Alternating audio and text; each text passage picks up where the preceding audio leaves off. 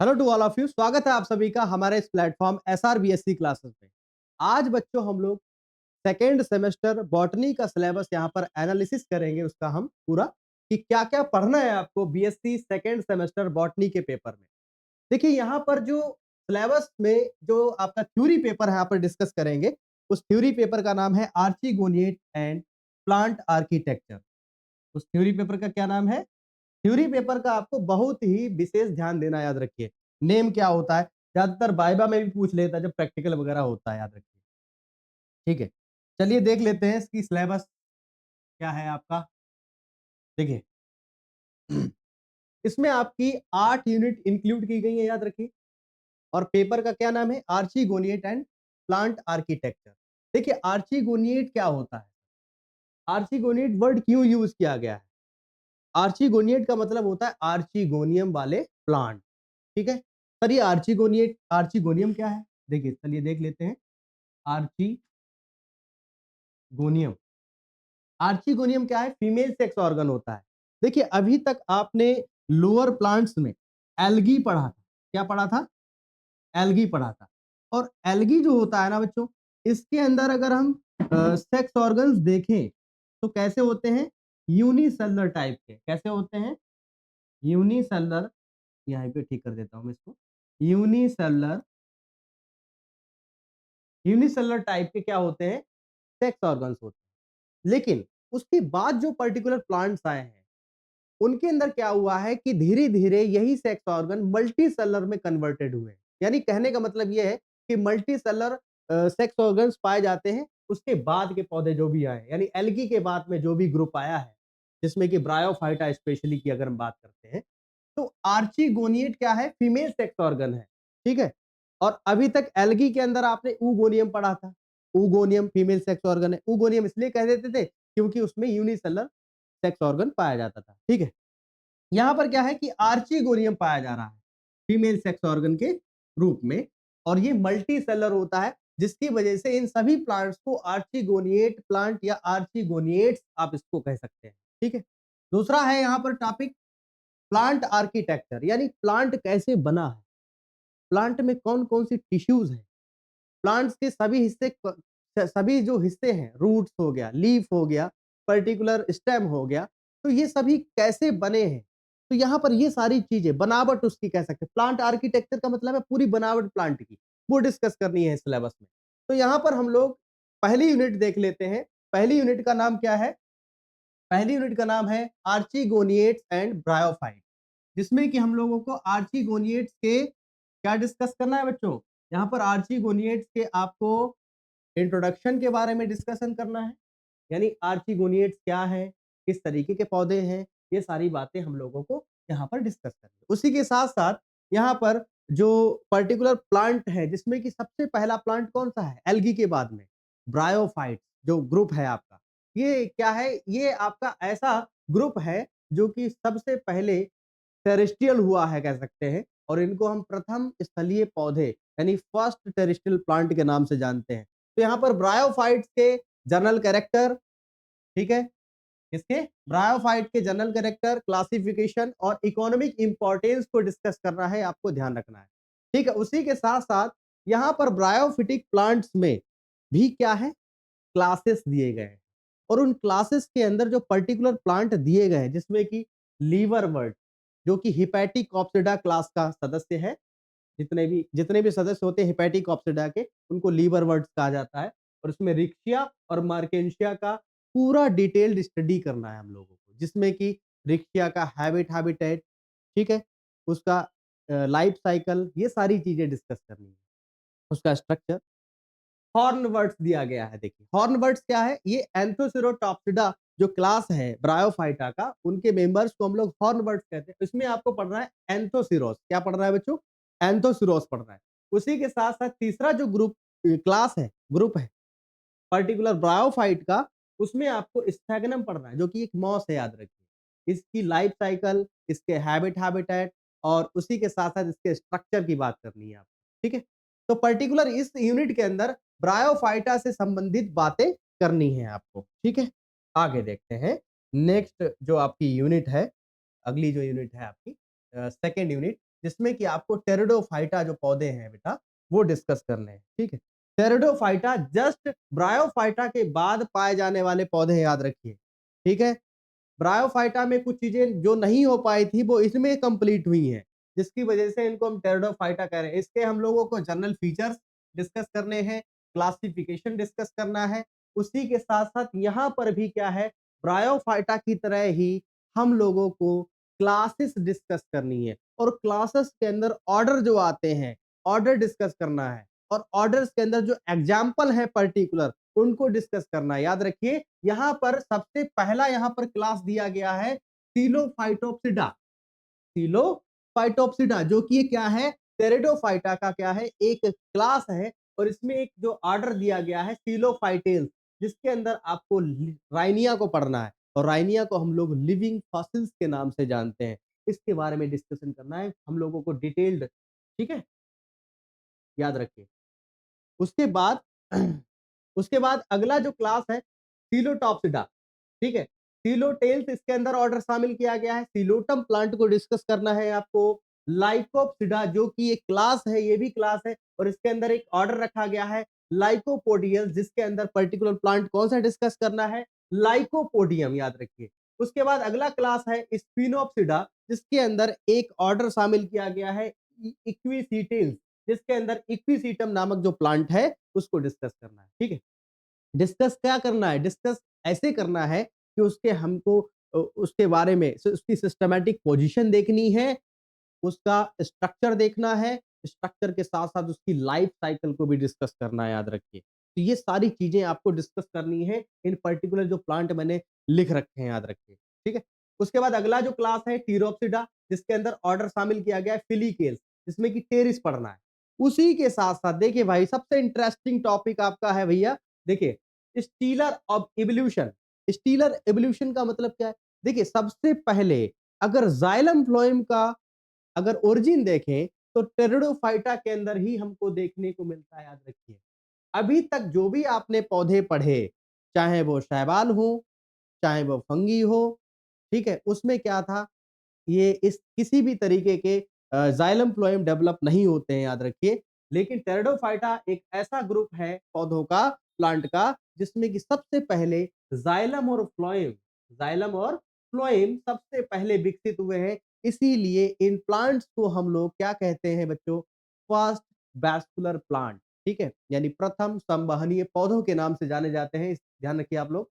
तो stealer evolution किस तरीके से जाइलम फ्लोएम बने हैं, ये सारी चीजें। हेट्रोस्पोरी एंड सीड हैबिट, ये भी टॉपिक इसी के अंदर है और हेट्रोस्पोरी सबसे इंटरेस्टिंग टॉपिक है इसका। और सीड हैबिट, सीड की क्या हैबिट्स, किस तरीके से हैबिट्स होती हैं जो इनके अंदर स्पोर्स प्रोड्यूस होते हैं, याद रखिए। तो वो हम लोग डिस्कस करेंगे इसके अंदर, ठीक है? अगला देखिए यूनिट, नेक्स्ट जो यूनिट है ये तो टेरिडोफाइटा हो गया। अगला जो यूनिट है जिम्नोस्पर्म है और जिम्नोस्पर्म देखिए यहाँ पर सबसे अच्छा ये बात है, ये सबसे अच्छी ये बात हो गई है कि यहाँ पर हम लोगों ने फर्स्ट सेमेस्टर में एल्गी को डिस्कस कर लिया था।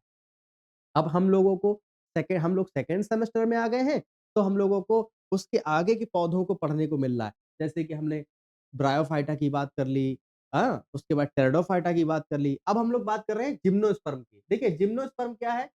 ये भी एक पौधों का एक समूह है। इसको हिंदी में कहा जाता है अनावृत बीजी पौधे। और देखिए, ऐसा होता है कि जो चीज़ें एंसेस्टर्स में नहीं है, वो इसमें पाई जा रही हैं। कहने का मतलब उनके अगली पीढ़ी में पाई जा रही हैं, जो उनके अंदर नहीं थी। तो कुछ ना कुछ चेंजेज़, जैसे ब्रायोफाइटा में जाइलम फ्लोएम नहीं था, ठीक है? तो उसमें जब जाइलम फ्लोएम बनने लगा, तो हमने कह दिया उसको टेरिडोफाइटा, ठीक है? उसी तरीके से टेरिडोफाइटा में सीड नहीं बन रहा था, तो सीड बनना जब स्टार्ट हुआ तो उसको जिम्नोस्पर्म कह दिया। लेकिन सीड भी कैसा बना? नेकेड बना, ठीक है? उसके अंदर ओवरी वगैरह नहीं पाया जाता है। डिटेल में डिस्कस करेंगे अब आगे, सिलेबस देख लेते हैं हम लोग। जिम्नोस्पर्म में आप लोगों को क्या करना है? इसके जनरल कैरेक्टर्स, इसकी क्लासिफिकेशन, कहाँ-कहाँ जिम्नोस्पर्म पाया जाता है, डिस्ट्रीब्यूशन डिस्कस करना है। उसी के साथ-साथ यहाँ पर भी कुछ ऑर्डर शामिल किए गए। ये बेटा क्या है? ऑर्डर हैं आपके। और ऑर्डर डिस्कस करने हैं यहाँ पर, क्या करने? ऑर्डर। ऑर्डर्स में साइकाडेल्स ऑर्डर डिस्कस करना है, जिसके अंदर साइकस पढ़ना है आपको, कोनीफेरेल्स ऑर्डर है, पाइनस पढ़ना है आपको, नीटेल्स जो कि एक ऑर्डर है, इफिड्रा पढ़ना है आपको, इकोनॉमिक इंपॉर्टेंस ऑफ जिम्नोस्पर्म, यानी जिम्नोस्पर्म का क्या आर्थिक महत्व है, ये भी यहाँ पर डिस्कस करना है इस यूनिट, थर्ड यूनिट के अंदर। अगला देखते हैं फटाफट। अगली यूनिट में आपको पैलियोबॉटनी डिस्कस करनी है, ठीक है। पैलियोबॉटनी डिस्कस करनी है। जीवाश्म वनस्पति आप इसको हिंदी में कह सकते हैं, या जीवाश्म वनस्पति विज्ञान, जिसमें कि फॉसिलाइजेशन, जीवाश्मीकरण, कैसे जीवाश्म बनते हैं, types of fossils, geological time scale, geological time scale, ये भी टॉपिक अच्छा है आपका। उसी के साथ-साथ कुछ यहाँ पर ऑर्डर्स दिए गए हैं, ठीक है? जो कि फॉसिल्स स्टडी से रिलेट करते हैं, याद रखिए। फॉसिल स्टडी से पैलियोबॉटनी से रिलेट करते हैं, जिसमें कि साइकेडोफिलिकेल्स, बेनिटाइटिल्स, पोर्टाइटिल्स, ये सब डिस्कस करना है। उसी के साथ-साथ एक बहुत ही फेमस साइंटिस्ट हैं, बीरबल साहनी, इनका क्या योगदान रहा है पैलियोबॉटनी में, तो ये भी डिस्कस करना है। इनके ऊपर एक शॉर्ट नोट आता है, ठीक है? अगला यूनिट देख लेते हैं फटाफट। तो यहाँ पर पैलियोबॉटनी आपका थर्ड यूनिट है ये।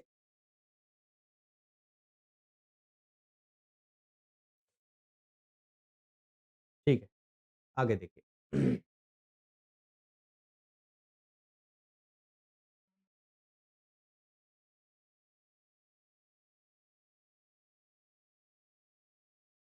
देखिए अगली यूनिट है आपकी unit number 5, angiosperms morphology.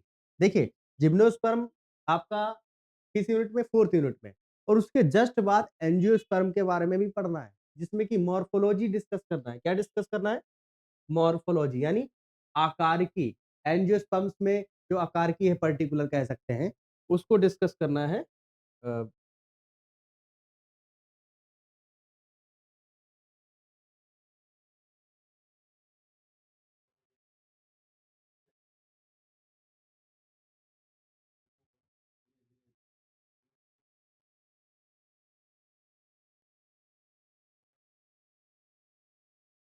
Okay now देख लेते हैं हम लोग।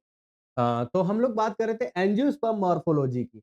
देखिए यहाँ पर मॉर्फोलॉजी यानी जो फ्लावरिंग प्लांट्स हैं, जिसमें पुष्प बन रहा है, फ्लावर बन रहा है, उन प्लांट्स की मॉर्फोलॉजी, जिसमें कि जो पर्टिकुलर प्लांट जो होते हैं, ये जो प्लांट होते हैं, इनके अंदर क्या होता है, 2 पार्ट्स होते हैं। एक तो वेजिटेटिव पार्ट, दूसरा फ्लोरल पार्ट, ठीक है? यानी कायिक कायिक वाला भाग और एक पुष्प वाला भाग कह सकते हैं, ठीक है? तो यहाँ पर क्या है कि आपको क्या डिस्कस करना है?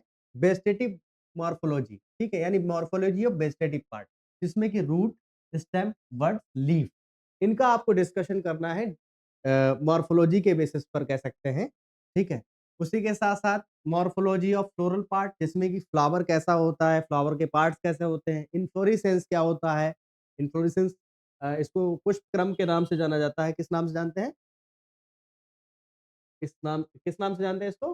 पुष्प क्रम के नाम से जानते हैं, याद रखिए। The arrangement of flower on a peduncle या floral axis that is called as inflorescence, इसको कहा जाता है। उसके बाद फ्रूट की क्या मॉर्फोलॉजी है, सीड की क्या मॉर्फोलॉजी, तो कुल मिलाकर क्या है, एंजियोस्पर्म्स की मॉर्फोलॉजी डिस्कस करनी है इस यूनिट में। नेक्स्ट हमारा जो यूनिट है, प्लांट एनाटॉमी। देखिए ये जो टॉपिक है आपका, ये भी एक बहुत ही इंटरेस्टिंग,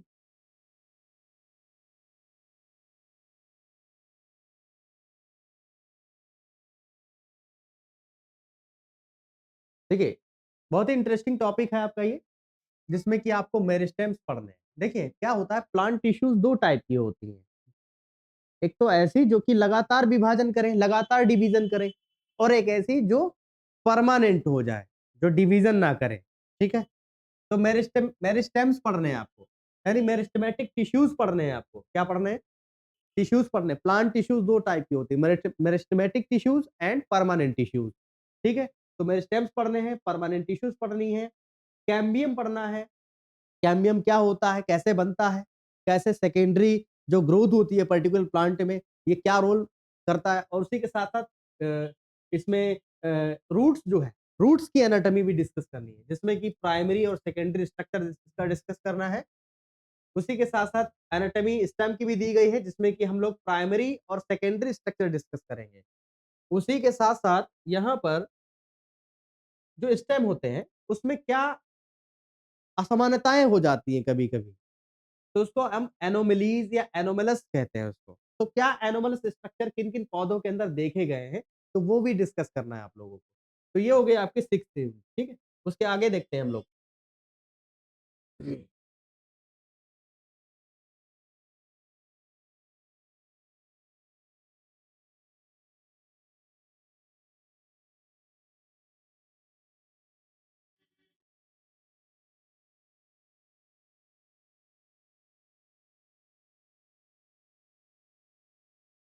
देखिए, अगली यूनिट हम लोग देख लेते हैं, यूनिट नंबर 7 है आपकी, रिप्रोडक्टिव बॉटनी या इसको हम लोग एम्ब्रियोलॉजी भी कह सकते हैं, ठीक है? या प्लांट एम्ब्रियोलॉजी भी आप बोल सकते हैं इसको आप। जिसमें कि पर्टिकुलर कुछ यहाँ पर टॉपिक शामिल किए गए हैं जिसमें कि माइक्रोस्पोरेंजियम शामिल किया गया है।